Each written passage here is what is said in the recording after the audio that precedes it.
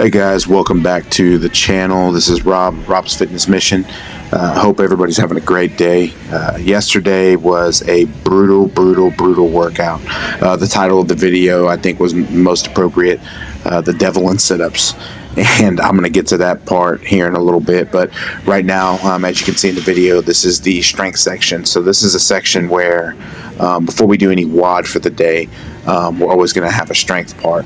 Today was working on just your overall cleaning and pressing technique. So when I mean cleaning, I mean power cleans.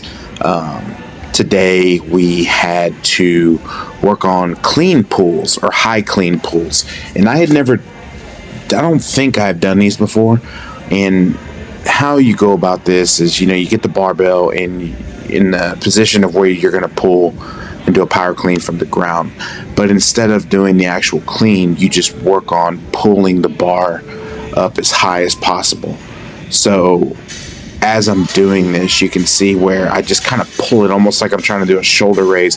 And what I'm trying to simulate is pulling the bar as close to my body as possible. I have a tendency, and I'm sure any of the coaches will tell you, I have a tendency to pull the bar away from my body. And so what happens is I go to do the clean, I pull the bar, and it ends up being a very uncomfortable power clean. And I think just because I'm somewhat decently strong, I'm able to get away with it. But then when there's a workout where it's, heavy cleans for 8, 9, 10 reps, maybe even more, multiple rounds, I tend to get burned out very quickly. And actually, probably about a month ago, I got hurt cleaning 185, and I want to say it was for 8 to 10 reps, and I got through, I think, the fourth round out of 5 rounds, and it just, technique was already out the window, and I really didn't have it to begin with. But I ended up getting hurt, and oh my God, it felt terrible for probably 2 weeks. I couldn't clean. I was just very uncomfortable. I couldn't run. I couldn't do anything. But, this is why you do the strength part. I had 95 pounds on here. I probably should have went a little bit lighter, probably around 75, 85 pounds. And from here, after we did the clean high pulls or high clean pulls, I hope I'm saying this right. I can't remember off the top of my head. We went into, so there was 3 reps of that, and then 3 reps immediately into a hang clean. And then after you did the 3 reps of that, you immediately went into 3 overhead presses. And you can see right there where, okay, I just did my 3. Now I'm going to, do a hang clean. And a hang clean is basically pick up the bar and imagine that it is hanging between your belly button and your knees. So you're just letting the bar hang, and you have to clean it. Again, I still don't have front rack, so my elbows don't, I don't want to say pop forward, but my elbows don't drive forward like everybody else's. They do a tiny bit. I'd look like a deformed chicken half the time. But it's a good workout it's a good strength workout, because power cleaning it's all technique. There are so many people that can clean really just obscene amounts of weight, because their technique is so just spot on. And it's not because they're the biggest people, and it's not because they're just enormous giants. They just have beautiful technique, and I love watching the videos on YouTube of the Olympic lifters. And you got guys and gals who are 130, 140, 160, 70 pounds, and they're cleaning 250, 300, and some of them are even doing more than that. And it blows my mind, because just the technique and the skill set that they have behind that is just amazing. This was definitely one of those workouts where, this was definitely one of the strength workouts where it's necessary to do. It might not be the sexiest or the most, the coolest one, like a deadlift or a squat or a bench press or shoulder presses or whatever, but it's extremely necessary. And if you don't do it, then you could have drastic consequences, because when you go to actually do the cleans and you don't do them very often, you're setting yourself up for failure. But before we get into the WOD, because that's coming here, I think, in a minute, I want to kind of just, put a couple of things out there as far as the channel and what's been going on. I have tried to film every workout now. I take a phone gimbal, a DJI phone gimbal, and then I take a DJI Osmo Action 4. And the reason I'm filming all these workouts, a couple people have kind of asked me at the gym, like, hey, are you just doing it for you, or are you just doing it for, for YouTube or whatever? And it's a two-part answer. Yes, I am doing it for me, because I'm actually enjoying going back and watching myself do all of this. And at the same time, it's great for me to see, what the coaches are seeing. Coach Katie's in the video, and then right there on my left, that's Coach Althea. She's awesome. I think you guys saw her in another video. But it's great to, how do I say this? It's great to see all of, number one, the work that you're doing day in and day out. Because when you're in the middle of, sweat and you're half dead on the ground, you're really not paying attention to kind of what you're doing. You're just thinking, okay, God, I got to get this workout through. But when you go back and you watch the videos like the next day, or I go home and I make a short for Instagram and YouTube every day, that way I can post something and kind of give people an insight as to what I'm doing. It's very rewarding in that sense. Yesterday, or should I say the video that I filmed yesterday, I went back and watched a part of it, and I was like, holy crap, I'm actually starting to lose this enormous, huge belly and just flobs of fat that are around, my back and my lats and everything. And when I was doing the devil's press, there was a moment where I could see that fat and that skin was hanging, and underneath that I could see, there is some muscle there. There is some good stuff underneath there, I guess is the best way to say it. But as you go throughout your workouts and as you go throughout your strength section, make sure that you are giving yourself credit and giving yourself the opportunity to encourage yourself and be proud of yourself, because it takes a lot to go to, I'm not just talking about CrossFit, any type of gym or fitness, or even at home. If you're working out at home, you have a home gym. It takes a lot to do that on a consistent basis and hold yourself accountable. And it also takes a lot for people like me who maybe are overweight and maybe are just struggling to get in that mindset where, hey, I've got to do this. I've got to lose the weight. And for me, it was I didn't have an option. I have to lose the weight. But we are now at the brunt of this workout. This is the WOD. It was god awful. There were 15 devil's presses, and they were with 250-pound dumbbells. And I'm going to tell you right now, I was very scared of using 50-pound dumbbells, because I've done some other workouts with 50-pound dumbbells, like some snatches, double snatches, and it destroyed me. So I knew right off the bat, hey, burpees are going to kill me, which I can't do a burpee. So as you see, I kind of lower myself down, pick myself back up, then I grab the dumbbells, and then bam, one motion. So it's not a clean and a jerk. I was pleasantly surprised at how light the weight felt. Obviously, the rep scheme the rep scheme for this, I will tell you, was 15, 12, 9, 6, 3 devil's presses with 250-pound dumbbells. But then it was after you did each round of the devil's presses, you had to do 45 sit-ups, and then it went to 36, then it went to 24, then 18, and then 9. sit-ups. So you just kind of, as you did the one round of devil's presses, and you did the sit-ups. That was just absolutely terrible. It was two of the things that I'm the worst at, which is sit-ups and burpees. And then you throw 250-pound dumbbells into the mix, and it's just like, holy crap, this is terrible. But again, I'm trying to take some positive out of this. I was actually able to press the 50s pretty, I don't want to say press. I was actually able to press those pretty easily. I was a little shocked by that. Yes, towards the later rounds, they got heavier, not because the weight was too much, but because I was already exhausted. The shirt came off early in this one. I generally don't like to take off my shirt because I'm very self-conscious about my body, and I don't want to be flashing people with a big old belly throughout the gym.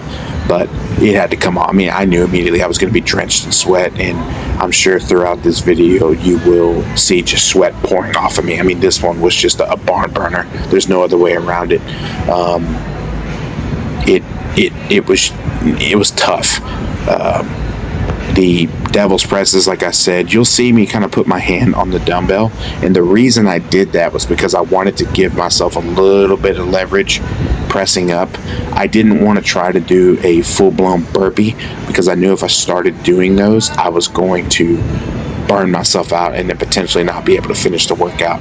I will tell you this, it took me forever to finish it. I finished well after everybody else, which generally happens with my workouts. But the goal for me is always just to push myself and finish what I started. The person on the right there is Myra. She is amazing. She is an amazing athlete, a very, very amazing person. She's super encouraging and supportive, and she always has nice things to say at the gym, and I love working out with her. She's a beast.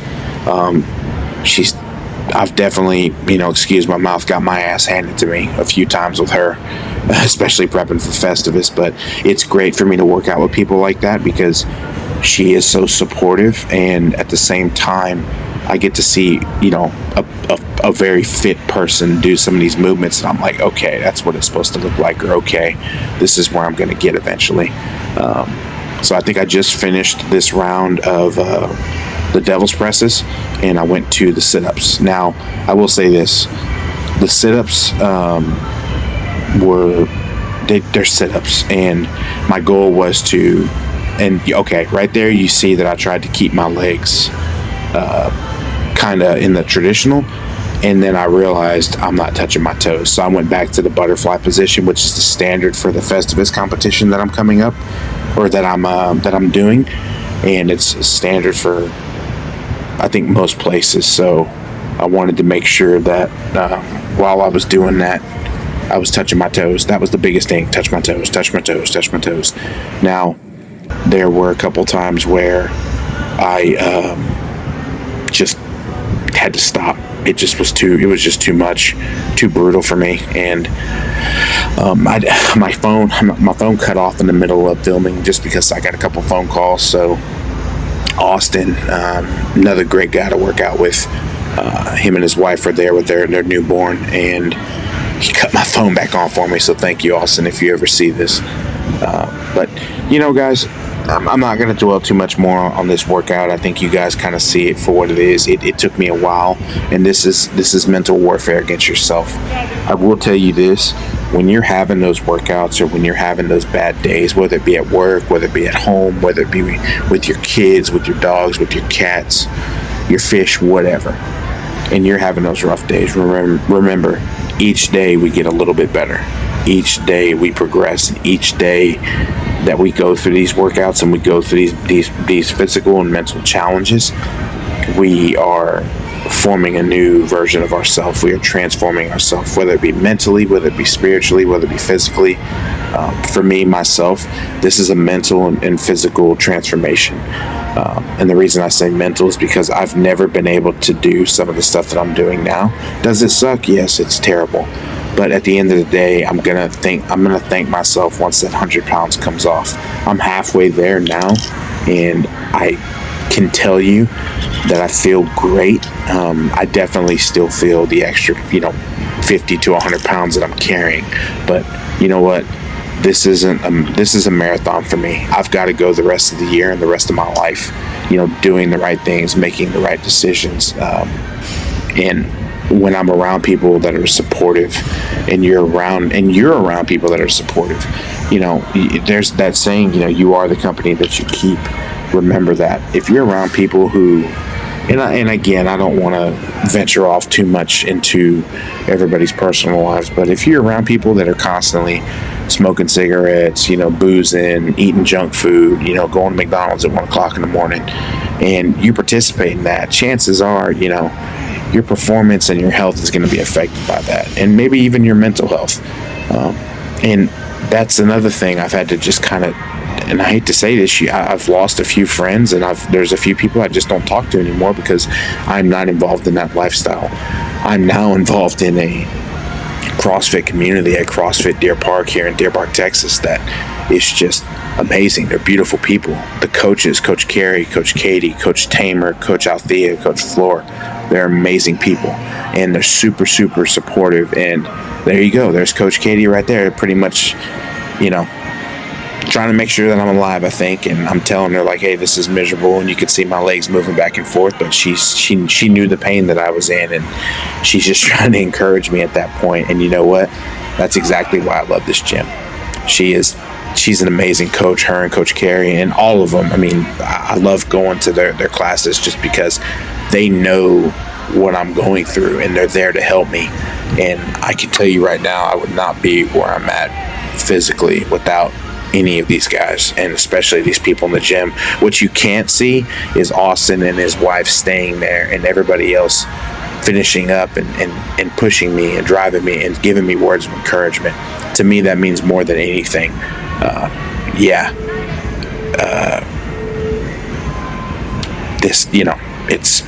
It is what it is. It's crazy for me to watch this video, because yesterday when I felt this, it was just ridiculous.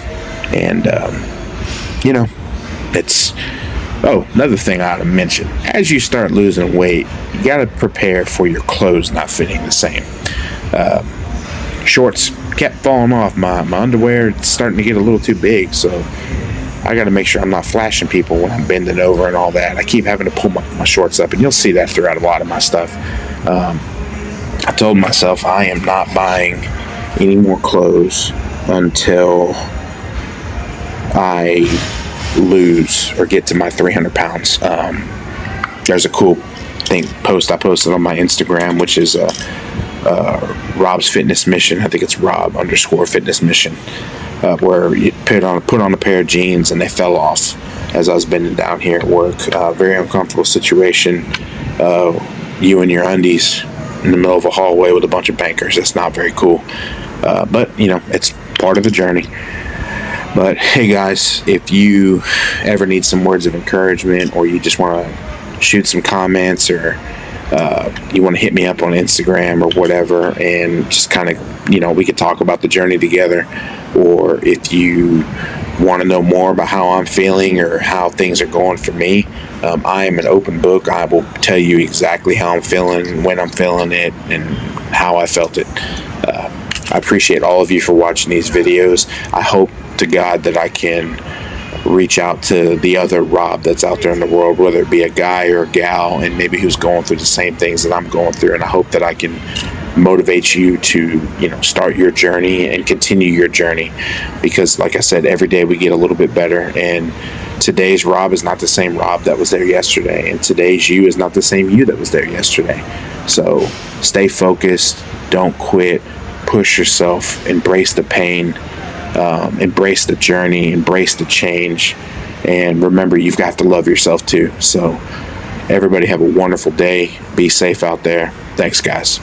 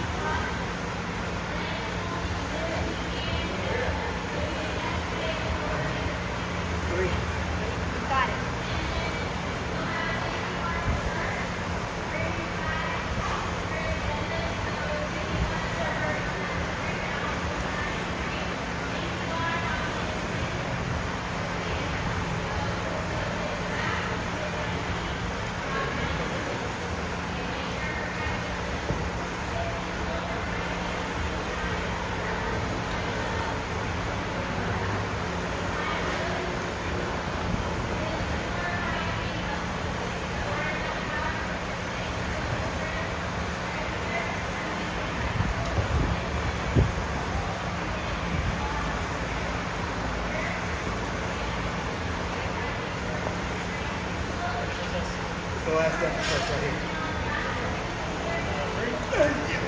here.